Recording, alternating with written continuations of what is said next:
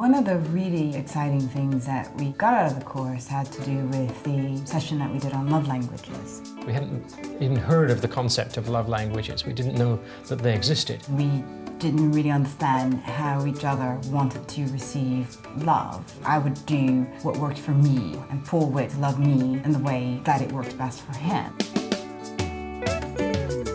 My number one love language is physical touch, and I think in the first year of our marriage before we went on the course, I'd put my arm around Sonja and give her a kiss and a cuddle. I grew up in the States and had a loving upbringing, but we didn't necessarily go around showing physical affection. I didn't understand why it wasn't that exciting for her as it was for me. My mum and dad didn't necessarily show their love to each other that way, holding hands and kissing in public and this kind of thing. So coming to Europe and living here and seeing that, I didn't realize just how unaccustomed to this type of thing I was. And it was only after taking the course that I then understood, well, actually, that is not her prime love language, therefore it doesn't do for her what it does for me. And I just would not have known that had we not gone on the course. Because I've come to understand that physical touch is very important to Paul, I try to make sure that, you know, I hold his hand or hug him or something like that. And it's appreciated. My number one love language is kind words. It's important to get encouragement, whether it's about my work or it's how I look when we're getting ready to go out.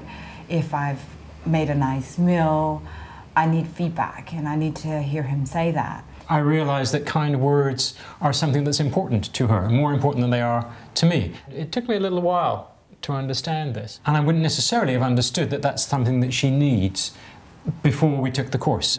I love words, as I'm a writer. And she's asked me to be one of the readers when she has written a novel, the manuscript. We then have long sessions of, well, what did you think of this character? What did you think of that character? And I understand that she needs the feedback, she needs the encouragement, she needs those kind words about what it is she's doing for her livelihood. Through the course, we learned that this is really important to me, the number one thing. And so he does make more of an effort these days. We came to understand so much about the way that we could relate to each other and convey our feelings and love to each other. It has changed our attitude towards each other, and we understand now that we do have love languages and that they are different, that we don't have the same love language. And I think that's the big realization that has come out of taking the course. Somehow in our just day-to-day of being with each other, we've just incorporated that. It's a part of us now. And it's fantastic.